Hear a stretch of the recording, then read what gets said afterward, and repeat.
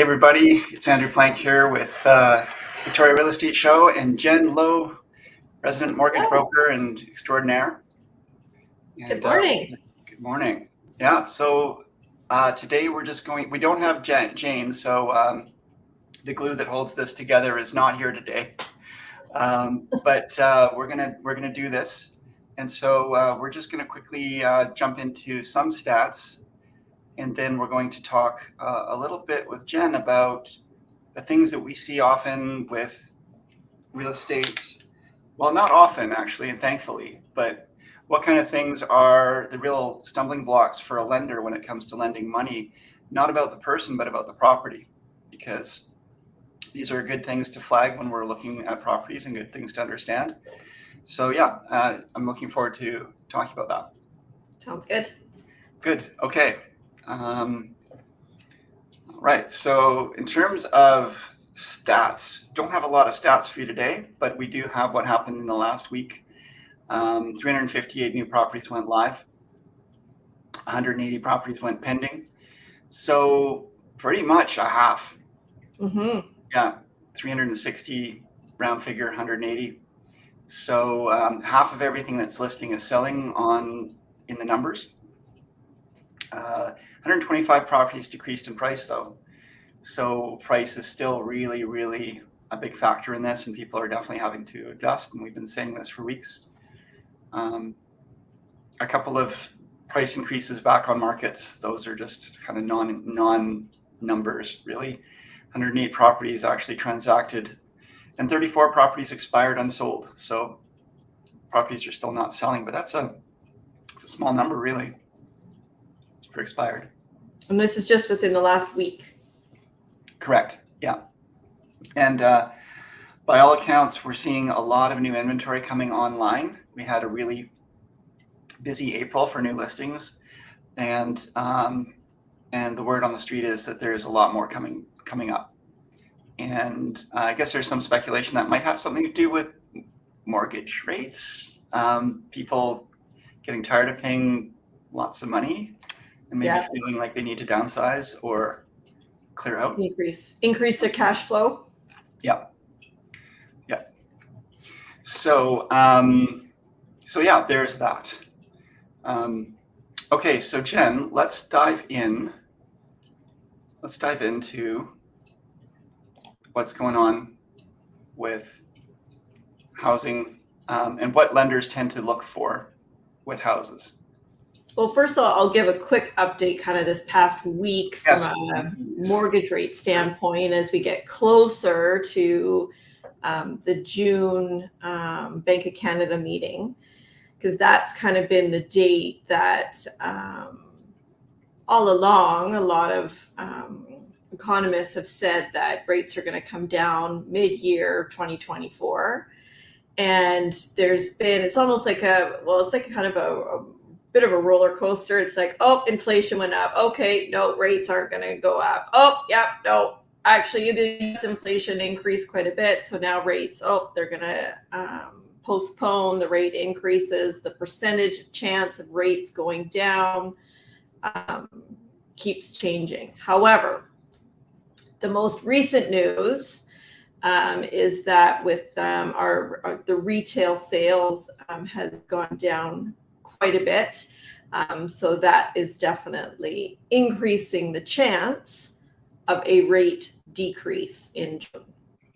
Okay. That's good news. So we're hoping for the economy to do poorly so interest rates can go down. Is that what we're hearing? Yeah. Pretty much. The Bank of Canada is just needing more and more assurance that it's the right time to drop rates and that it's not going to create a big surge in the market and increase housing prices, because their biggest concern is housing affordability. I would observe that, and we'll need to see how the April stats come out in May, but I would observe that I'd say that there is some bolstering of price. I was just involved in multiple offer situation yesterday. I've been involved in a number of them. So I would say there's upward pressure on pricing regardless. Yeah, Mhm. and that's Victoria though, and we are in our own kind of little bubble in a sense, for better or for worse. The rest of Canada is what the Bank of Canada will be looking at, so they'll be looking at it from a wider view. Most Um, definitely.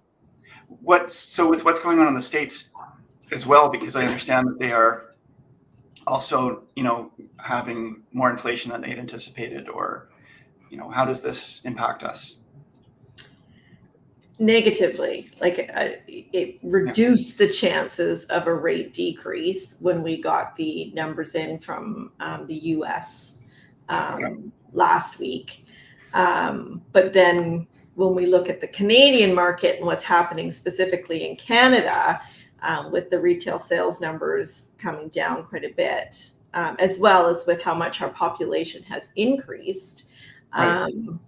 that's leading people to believe that the Bank of Canada will drop the overnight lending rate coming this Okay. June.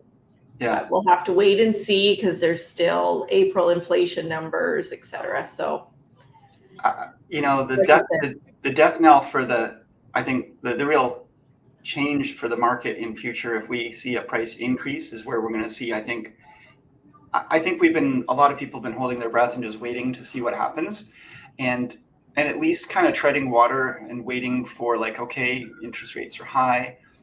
They've either got a renewal coming up and they're kind of looking at that, or they're on a variable rate and they're dealing with the higher, mortgage costs already, or they're trying to get approval for a mortgage and buy a home for the first time.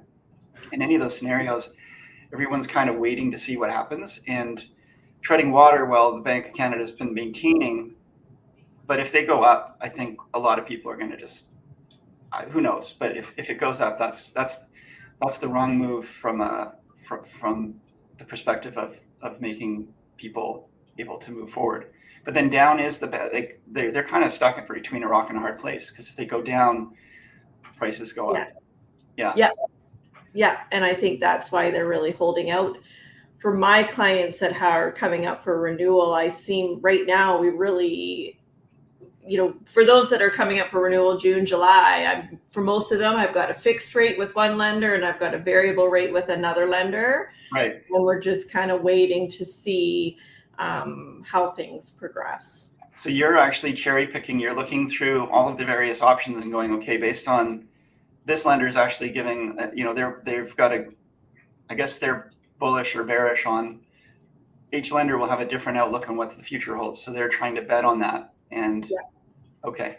Yeah. Oh, cool. When I was at a conference last week, it was so much fun listening. There was 5 major banks that they did a lender panel, and each bank or each lender, their way is the best way, of course. So it was so interesting to hear them kind of banter back and forth, and yeah, it was good. Yeah. The consensus too, from a fixed rate standpoint, it's not going to go down significantly from where we are now. I think it's going to hover around 5% and not change. Mm-hmm. The effect and what we're really waiting for is the change on the variable rate. I mean, historically, 5% is actually quite low. Yes.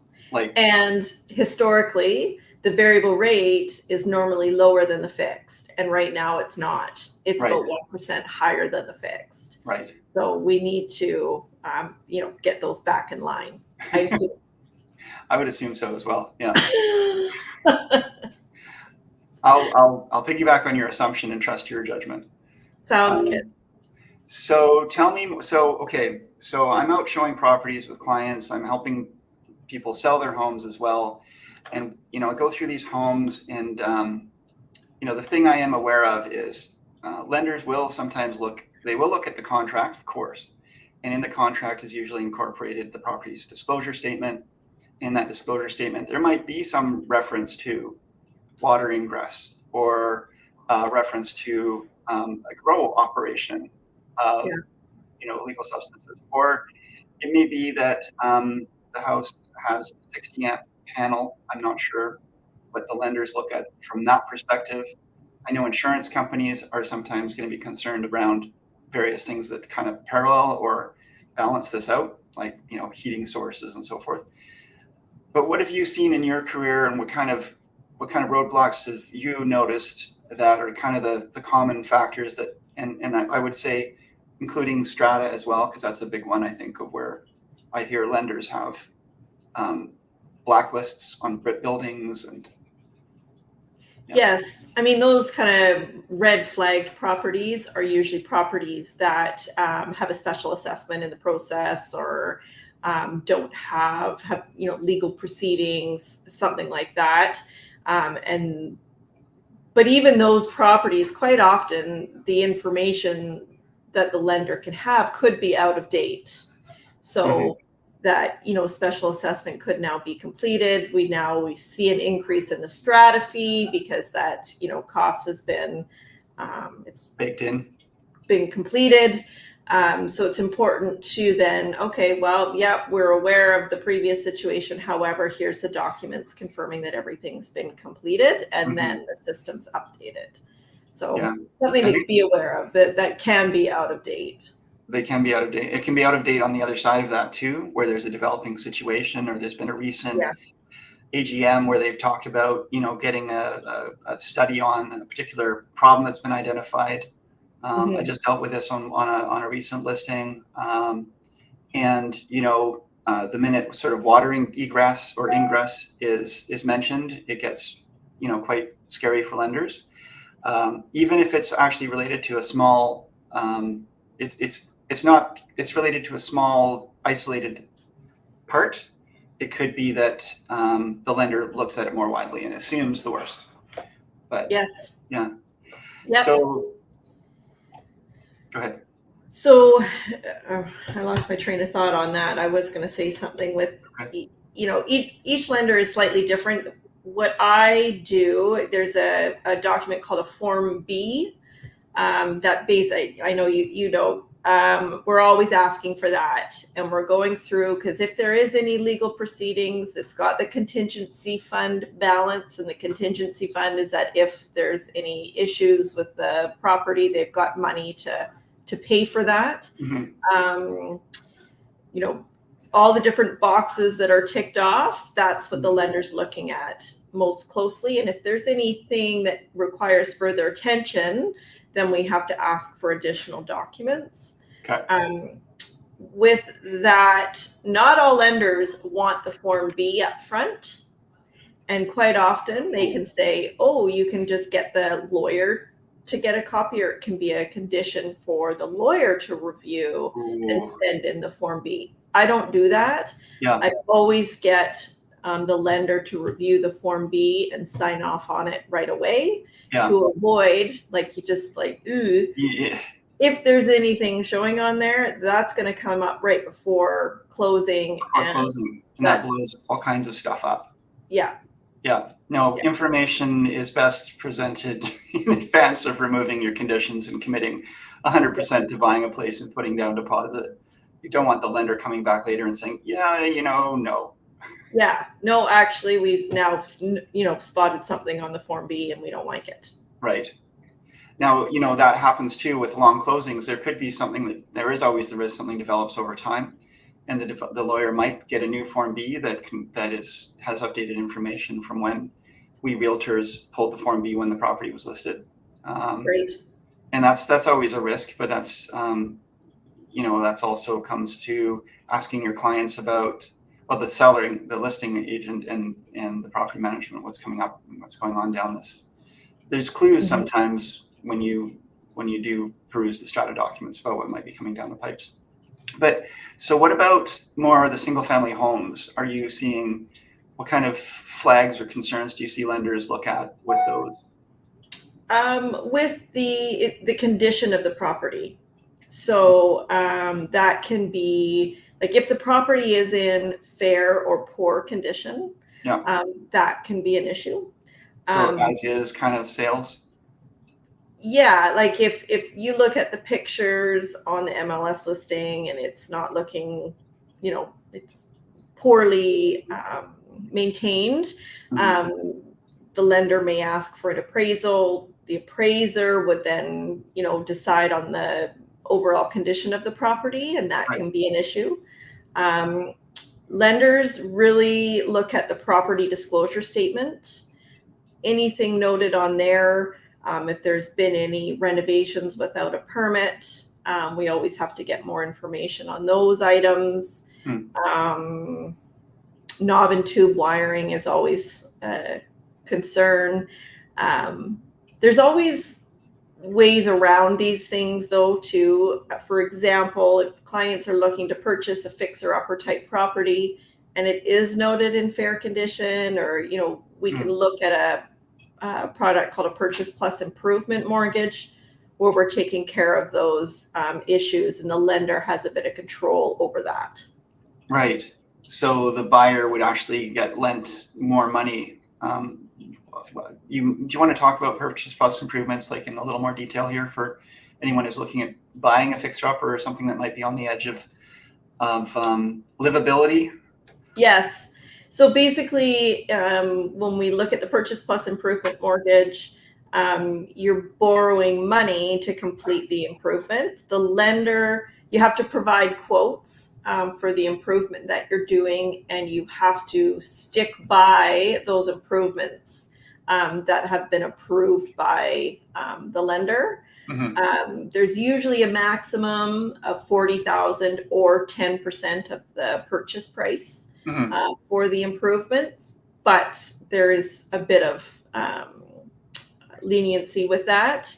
And then once the improvements are completed, the lender, it gets a little bit complicated.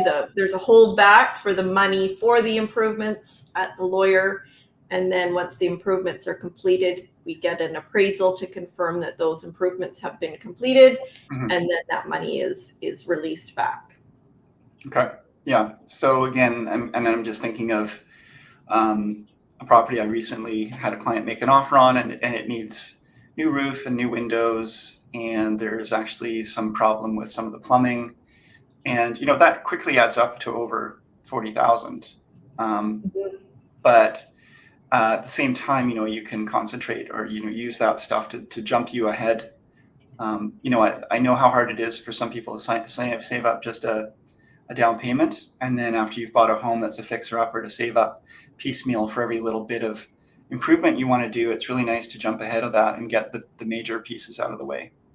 And the advantage is it's tied into your mortgage. Exactly. So it's your payment is based on 25 years paying it back, as opposed to then, getting the home and then using a line of credit or something to complete the improvements that you need to do. Right.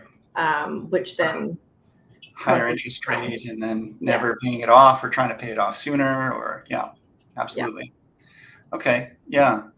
So, I definitely see from like the things that tend to sort of snag, I guess, a purchase, there's the insurance side.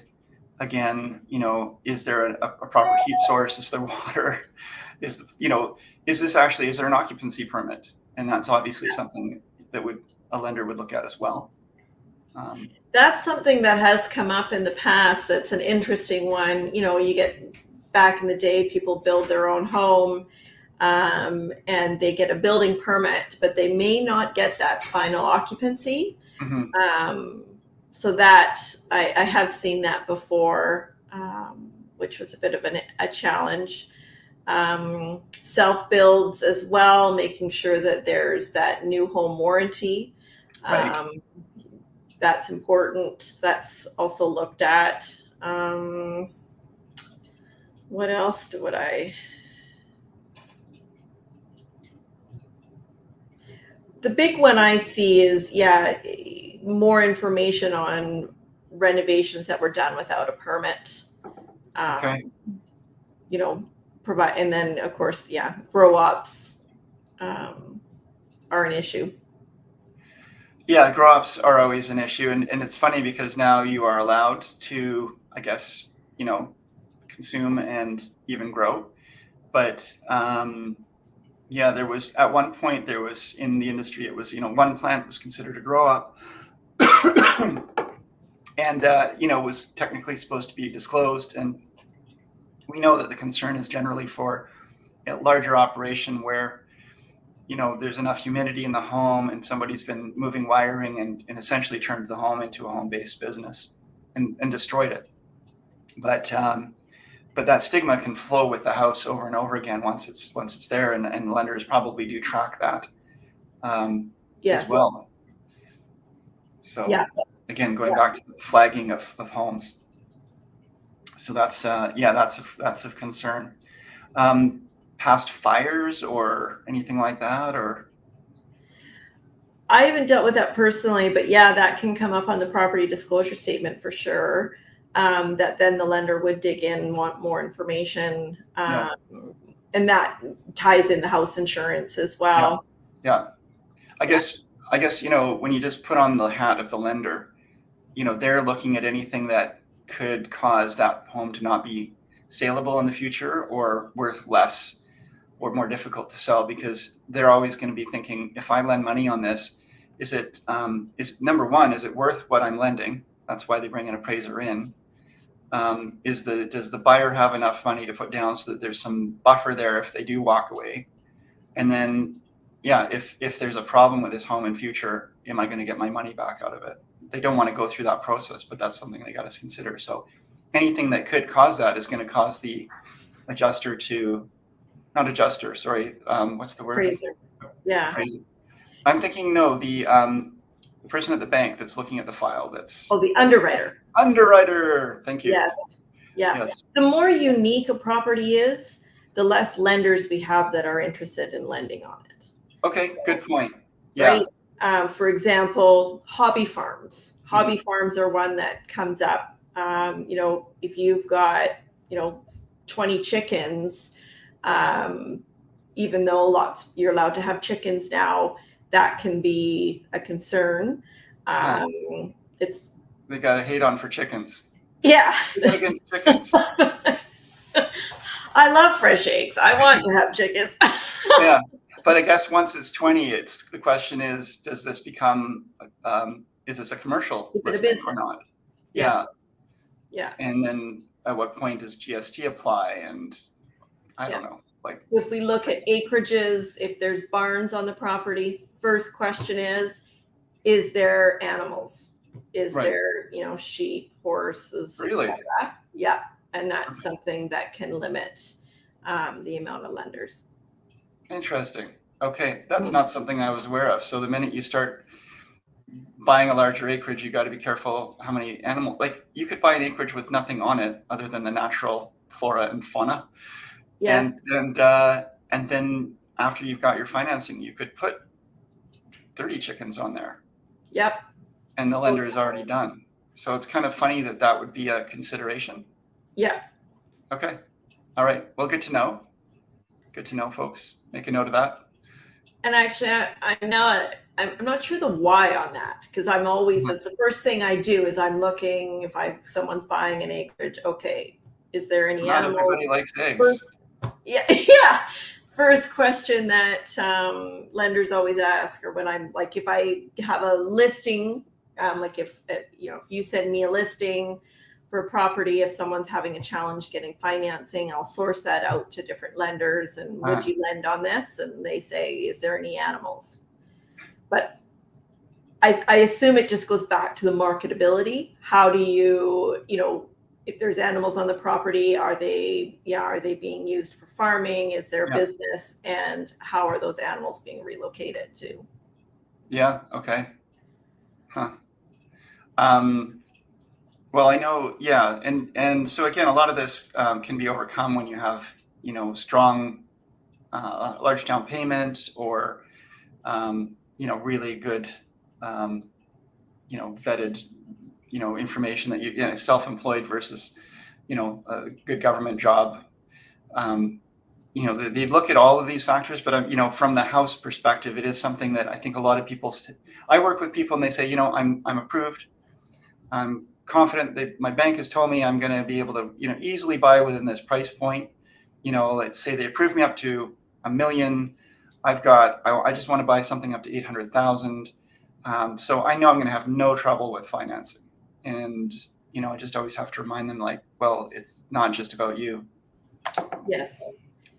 a pre-approval, you are pre-approved as a client. The property still hasn't been approved.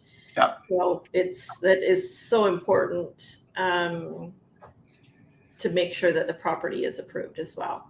As long with it being pre-approved, it can be pretty quick to get that approval back. But yeah, that property does need to be approved, and the documents, especially that property disclosure statement, is looked at the MLS listing. So the information that's put in the listing is also key as well. This is where it gets into, nuance and legality and ethics, because some people will list a home and then cross off the property disclosure statement.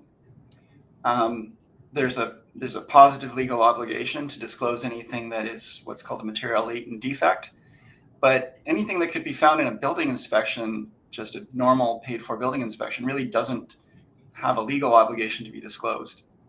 As realtors, we have this obligation to load up a property disclosure statement with the listing, but it does not have to be filled out.